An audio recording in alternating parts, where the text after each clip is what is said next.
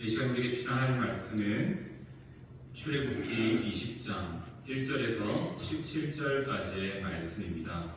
오늘은 십계명 마지막 시간으로서 우리 전체의 말씀을 한번 다 함께 읽고 마지막 마무리의 시간을 갖도록 하겠습니다. 출애굽기 20장 1절에서 17절까지의 말씀을 천천히 함께 읽도록 하겠습니다. 하나님이 이 모든 말씀으로 말씀하여 이르시되 나는 너를 애굽 땅 종되었던 집에서 인도하여 낸 내 하나님 여호와니라. 너는 나 외에는 다른 신들을 내게 두지 말라. 너를 위하여 새긴 우상을 만들지 말고 또 위로 하늘에 있는 것이나 아래로 땅에 있는 것이나 땅 아래 물속에 있는 것의 어떤 형상도 만들지 말며 그것들에게 절하지 말며 그것들을 섬기지 말라. 나 내 하나님 여호와는 질투하는 하나님인즉 나를 미워하는 자의 죄를 갚되 아버지로부터 아들에게로 3,4대까지 이르게 하거니와 나를 사랑하고 내 계명을 지키는 자에게는 1,000대까지 은혜를 베푸느니라. 너는 내 하나님 여호와의 이름을 망령되게 부르지 말라. 여호와는 그의 이름을 망령되게 부르는 자를 죄 없다 하지 아니하리라. 안식일을 기억하여 거룩하게 지키라. 엿새 동안은 힘써 내 모든 일을 행할 것이나 일곱째 날은 내 하나님 여호와의 안식일인즉 너나 내 아들이나 내 딸이나 내 남종이나 내 여종이나 내 가축이나 내 몸 안에 머무는 객이라도 아무 일도 하지 말라. 이는 엿새 동안에 나 여호와가 하늘과 땅과 바다와 그 가운데 모든 것을 만들고 일곱째 날에 쉬었음이라. 그러므로 나 여호와가 안식일을 복되게 하여 그날을 거룩하게 하였느니라. 내 부모를 공경하라. 그리하면 내 하나님 여호와가 내게 준 땅에서 내 생명이 있으리라. 살인하지 말라. 간음하지 말라. 도둑질하지 말라. 내 이웃에 대하여 거짓 증거하지 말라. 내 이웃의 집을 탐내지 말라. 내 이웃의 아내나 그의 남종이나 그의 여종이나 그의 소나 그의 낙이나 무릇 내 이웃의 소유를 탐내지 말라. 아멘. 오늘은 십계명 강의의 마지막 시간 십계명 지키기라는 제목으로 우리가 한 14주 동안 배웠던 그 십계명의 이야기들을 한번 정리해 보고자 합니다. 자, 오늘 제목처럼 십계명을 지키는 것이 쉽습니까? 어렵습니까? 참 어렵습니다. 왜냐하면 우리가 십계명은 지키기 싫어서 안 지키는 거 아닙니다. 너무나 잘 알고 있죠. 그런데 여기 세밀하게 들어가면 10가지의 말씀이지만 성경 전체로 보면 수천 가지의 관련된 적용되는 그런 말씀들이 있습니다.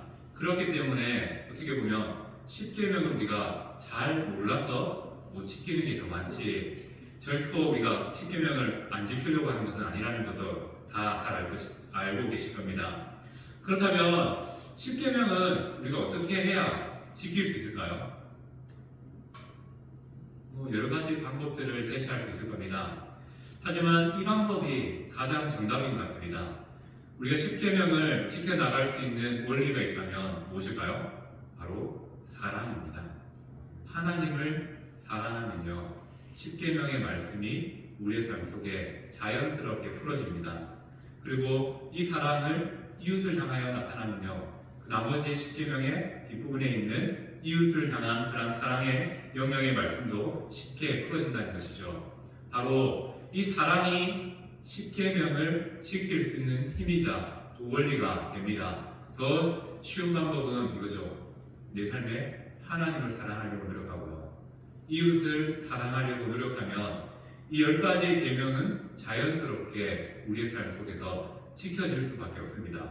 물론 우리가 연약해서 가끔은 미울 때도 있고 가끔은 하나님을 경질 때도 있는 것 사실입니다. 하지만 그 사랑의 마음 하나 가지고 살아가려고 노력하면 이 십계명의 말씀이 지킬 수 없는 먼 곳에 있는 내가 도대체 다다를 수 없는 수준의 말씀이 아니라 내 삶 가까이에서 하나님께 순종함으로 기쁨을 누릴 수 있는 또 하나의 기회가 된다는 것이죠. 그래서 로마서 13장 10절 말씀이 이렇게 말합니다. 사랑은 뭐라고요? 율법의 완성. 이 율법은 무엇이겠습니까? 10계명을 포함한 하나님의 말씀을 의미합니다.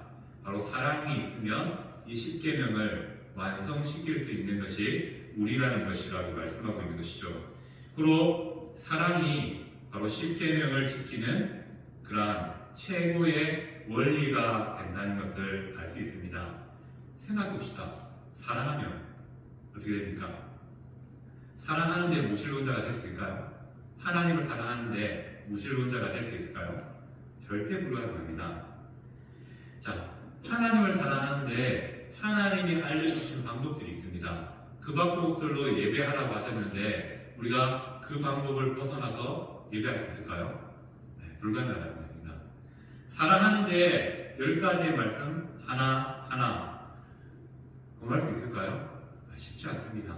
맞죠? 사랑하면 자연스럽게 우리의 삶에서 10가지의 말씀뿐만 아니라 그에 따르는 부차적인 말씀들까지도 우리의 삶에 자연스럽게 지켜지고 나타낼 수 있다는 것이죠.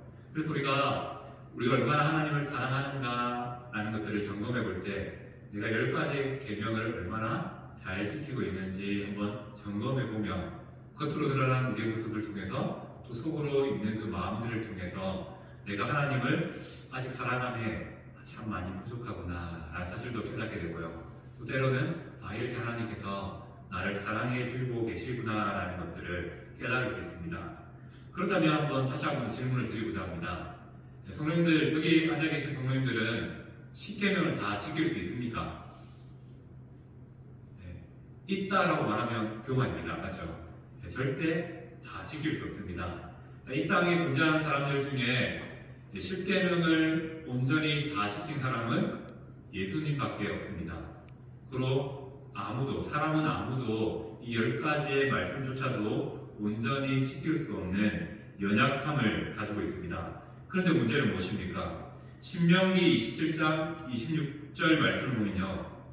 한번 같이 읽을까요? 같이 읽습니다. 이 율법의 말씀을 실행하지 아니하는 자는 저주를 받을 것이라 할 것이요 모든 백성은 아멘 할지니라. 좀 무섭죠? 하나님 주신 10계명의 말씀을 실행하지 않으면 저주를 받는다라고 말하고 있습니다. 다 지킬 수 없는데 그럼 우리는 전부 다 저주를 받게 되어 있다는 것이죠. 이것이 말하는 것은 무엇이겠습니까? 우리가 하나님 믿어도 다 저주받는다라는 의미는 아닙니다. 무엇을 의미합니까? 율법을 통해서 구원받을 수 있는 사람은 이 세상에 존재하지 않는다는 겁니다. 그럼 우리는 어떤 방법으로 구원을 받아야 합니까? 하나밖에 없죠. 예수님을 믿는 믿음으로 우리는 구원받는다는 것입니다. 그래서 로마서 3장 10절 말씀이 이렇게 말하죠. 의인은 없나니 한 명도 없다라고 말합니다. 구원받기에 율법의 기준을 충실하게 행했던 한 사람이 없다는 것이죠.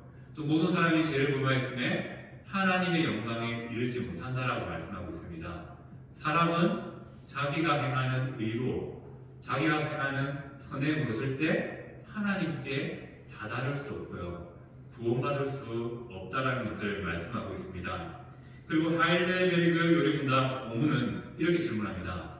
당신은 이 모든 것을 온전히 지킬 수 있습니까? 함께 읽겠습니다. 아닙니다. 나에게는 본성적으로 하나님과 이웃을 미워하는 성향이 있습니다.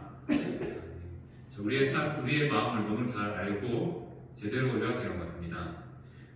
우리 마음속에는 하나님을 사랑하고자 하는 열망이 가득하고요. 이웃을 사랑하고자 하는 열망도 가득합니다. 근데 문제는 우리가 늘 살아가면서 연약함 때문에 하나님을, 이웃을 미워하는 그런 마음들이 가득 차 있다는 겁니다. 그래서 우리가 말씀을 지키는데 힘듭니다. 이거 당연한 모습입니다. 우리가 이웃을 사랑하는 것이 결코 쉽지 않습니다. 이거 당연한 모습입니다. 왜 그렇습니까? 우리 안에는 제약된 모성으로 말미암아 어쨌든 잠시만 놓아버리면요 하나님을 미워하는 자리로, 이웃을 미워하는 자리로 선택하며 나아가는 그러한 어리석음들이 가득 차 있다는 겁니다. 그래서 우리가 날마다 신앙을 붙잡고 매주마다 주의를 지킴을 통해 사는 것이 무엇이겠습니까? 이 성향이 다른 길로 돌아서지 않게 하기 위해서 붙잡고 있는 것이죠. 내가 주의를 지킨다는 것은 무엇을 의미합니까? 바로 이 성향을 알기 때문에, 나의 본성을 알기 때문에 내가 하나님으로부터 멀어지지 않으려고 내가 붙잡고 있고, 또 하나님이 우리를 붙잡는 방법이 바로 그런 방법들이라는 것입니다. 그렇다면 또 웨스터민스터 소유리 문답 81문은 이렇게 말합니다. 사람이 하나님의 계명을 완전히 지킬 수 있습니까? 라는 질문에 이렇게 답합니다. 함께 읽겠습니다. 타락으로는 어떤 사람도 이 세상에서 하나님의 계명을 완전히 지킬 수 없으며 오히려 생각과 말과 행위로 날마다 계명을 어깁니다. 라고 말합니다. 자, 우리 한번 생각해 봅시다. 하나님께서 태초에 만드신 아담이라는 사람은요, 죄가 없는 상태 가운데 이 땅에 태어났다, 만들어졌다라고 말씀드릴 수 있습니다. 바로 무죄한 상태로 있었습니다. 그 말은 무엇을 의미합니까? 아담에게는, 처음 하나님 만드신 아담에게는요, 율법을 지켜서 구원받을 수 있는 그런 놀라운 은혜가 있었습니다. 그런데 무엇이 문제입니까? 아담 안에 있던 그 자기를 사랑하는 마음, 하나님처럼 높아지려고 했던 그 마음이 죄를 짓게 되죠. 자, 태초에 아담에게 주신 하나님의 명령은 몇 가지였죠? 한 가지였습니다. 동산 중앙에 있는 선악을 알게 하는 나무의 실과를 먹지 말라. 요것만 지키면요, 아담은 구원받은 삶, 의로운 삶, 성경에서 말하는 그 의로운 삶을 살 수 있습니다. 하지만 우리가 알다시피 아담은 죄의 게임에 빠져서 결국 죄를 안 지을 수 있는 능력이 있었는데 그 죄를 지음으로 말미암아 타락하게 된 것이죠. 그 타락으로 말미암아 죄를 안 지을 능력이 어떻게 변합니까? 죄를 짓는 능력으로 변화되게 됩니다. 타락한 인간은 스스로 죄를 안 지을 수 있는 능력이 없습니다. 그래서 사람은요, 혼자 놔두면 절대 선한 길로 가지 않습니다. 하나님이 싫어하고 하나님이 없는 그 길을 따라가게 되어 있다는 겁니다. 그게 바로 제약된 본성을 이어받은 우리의 모습, 타락한 우리의 모습이라는 겁니다. 우리가 죄를 안 지을 수 있는 능력이 참 있으면 좋겠지만 우리의 힘으로 불가능합니다. 그리고 우리는 어떻게 보면 율법이 있어서, 하나님의 말씀이 있어서 죄를 안 지었으면 좋겠는데 오히려 이 율법 때문에, 이 말씀 때문에 내 죄가 더 확연하게 드러나는 그런 안타까운 삶을 살게 되었다는 것이죠. 10계명은 어떻게 보면 이런 점에서 우리의 삶에 부담감을 주고요, 우리를 조금 누르는, 빡빡하는 그런 느낌을 갖게 됩니다. 그렇다면 우리가 한번 생각해 봅시다. 어차피 우리가 스스로 죄를 안 지을 능력이 없는데 죄를 짓게 될 것인데 10계명이 우리에게 필요할까요? 한 번쯤은 고민해 볼 필요가 있는 것 같습니다. 우리가 10계명을 온전히 해갈 능력이 우리 안에 없는데 왜 하나님은 이 10가지의 말씀을 우리에게 주셨을까요? 자, 우리 10계명을 먼저 한번 생각해 봅시다. 10계명은 누가 주셨죠? 하나님께서 하나님의 백성들에게 주셨습니다.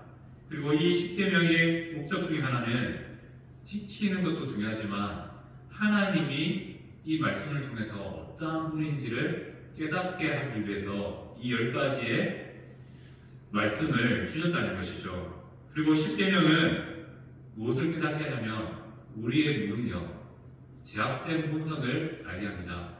우리가 결코 내 힘으로는 이 10가지의 말씀을 이룰 수 없다, 행할 수 없다라는 그런 마음을 들게 합니다. 결국 10계명이 우리에게 주시는 최종적인 교훈은 이겁니다. 우리가 죄인이라서, 우리가 의로워질 수 없기 때문에 우리는 우리를 의롭게 할 수 있는 예수님을 향할 수밖에 없다.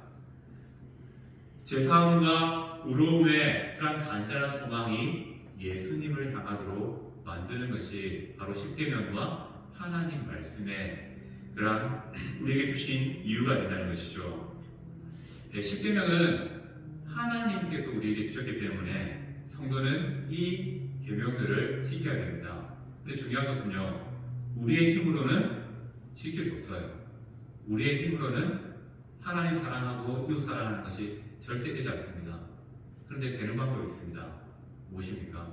성령 하나님이 능력을 주시면, 힘을 주시면 가능하다는 것이죠. 자, 우리가 옆 사람을 어떻게 사랑합니까? 하나님께서 말씀의 은혜를 주시면요, 자연스럽게 우리의 삶에 나타나는 모습이 하나님을 사랑하는 자리를 선택하고요, 이웃을 사랑하는 자리를 선택하게 되었습니다. 하지만 은혜가 단절되면요, 미워집니다. 하나님에 대한 오해가 생기고요, 이웃에 대한 마음들이 또 좋지 못한 방향들로 흘러가게 된다는 것이죠. 하나님께서는 십계명을 주신 이유가 이것입니다. 우리의 본성을 깨닫게 하심을 통하여서 우리가 예수님 없이는 살 수 없는 존재라는 것을 깨닫게 하십니다. 또한 우리가 하나님의 말씀을, 하나님의 힘을 빌려서 매일매일 하나님의 힘을 의지하여서 살아가고 행할 수 있게 만들어 주셨다는 것이죠. 그러므로 구원받은 성도는 구원받기 위해서 이 십계명을 지키는 것이 아니라 구원하신 하나님께 감사하는 마음으로 행하는 것이 바로 십계명의 행함의 조건입니다. 우리 십계명 소두에 보면 하나님께서 이렇게 말씀하시죠. 이스라엘을 향하여서 내가 너희를 애굽에서 구원했다. 이제 그 구원받은 자로서의 합당한 모습으로 이 10가지의 말씀을 지키라 라고 말씀하고 있습니다. 바로 우리가 하나님의 말씀 십계명을 지킬 수 있는 능력이 어디 나옵니까?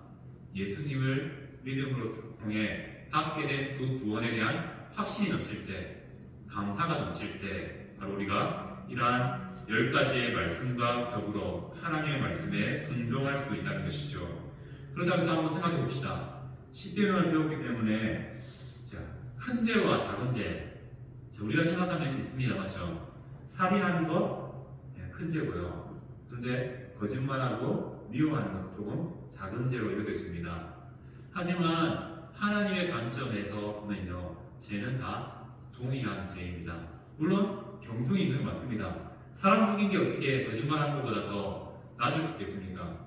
하지만 하나님이 보시는 관점에서는요, 모든 것이 다 죄라는 이름으로 동일하다는 것입니다. 내 마음속으로 미워하는 것, 내 행동으로 나쁜 짓 하는 것 하나하나가 다 하나님 앞에 죽음에 이르게 하는 죄가 된다는 것을 말씀하시죠. 모든 죄는 결국 하나님 보시기에 가증합니다. 우리는 계속 그렇게 생각합니다. 동성애는 큰 죄야. 근데 마음속에 있는 음란한 그 마음들은 조금 낮은 죄야. 살인은 심각한 죄야.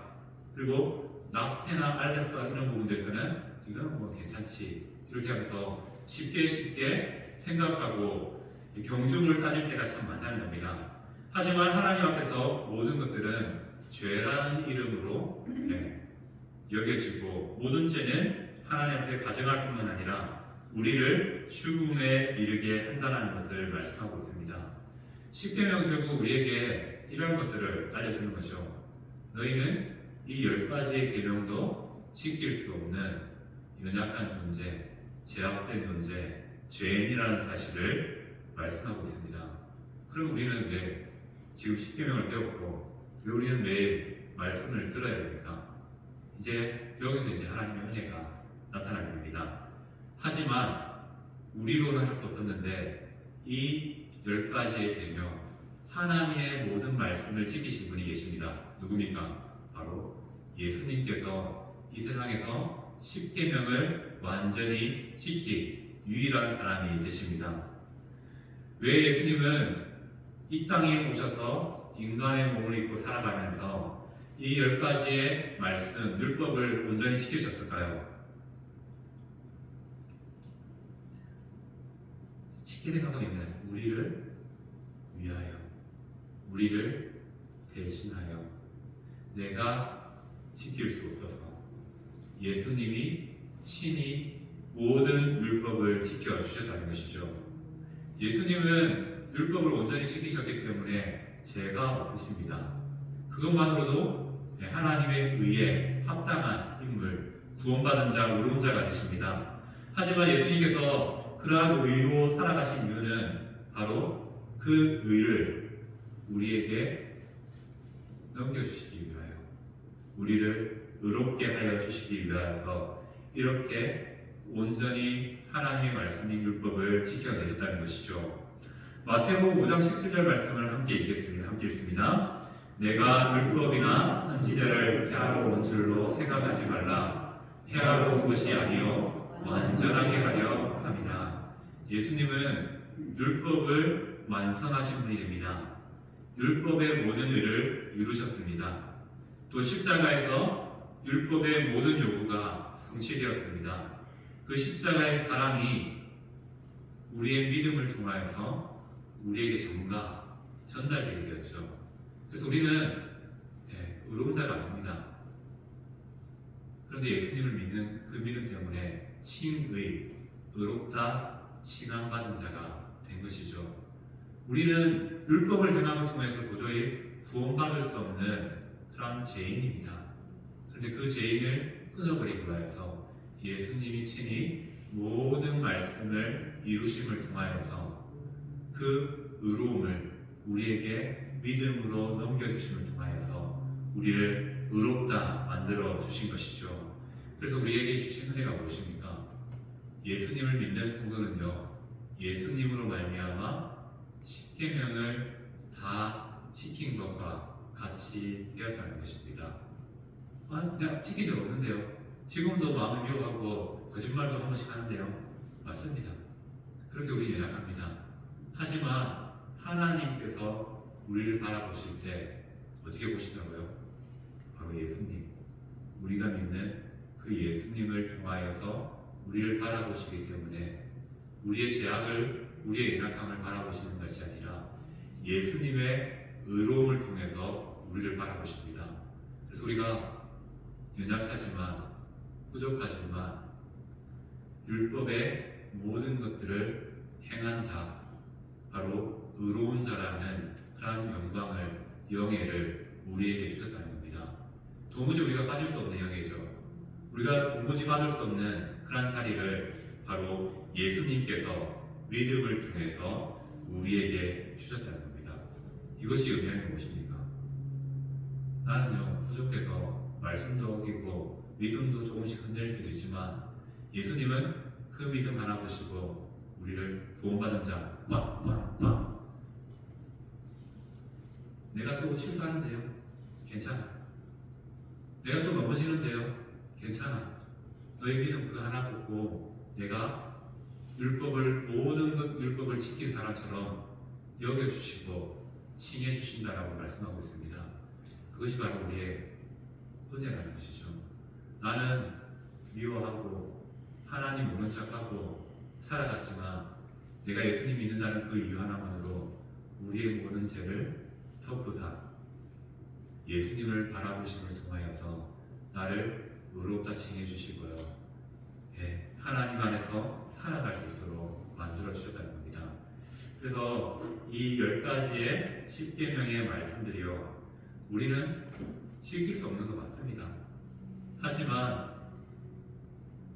이 말씀 때문에 우리는 하나님께 더 감사할 수 있습니다. 내가 이렇게 하나님 앞에 오를 수 없는데 예수님을 십자가에서 죽이심을 통해서 그 은혜가 우리에게 오게 될 것이죠. 그리고 우리를 의롭다 해 주십니다. 이제 우리가 그 의를 입은 자로서, 그 놀라운 칭함을 받은 자로서 어떻게 살아야 될까요? 바로 감사로 이 10가지의 말씀을 부족하지만 한 번 더 지켜보려고 노력하고 순종하려고 노력하는 그런 모습으로 살아가야 된다는 것입니다. 10가지의 말씀 결국 이겁니다. 하나님은 우리에게 은혜를 베푸셨습니다.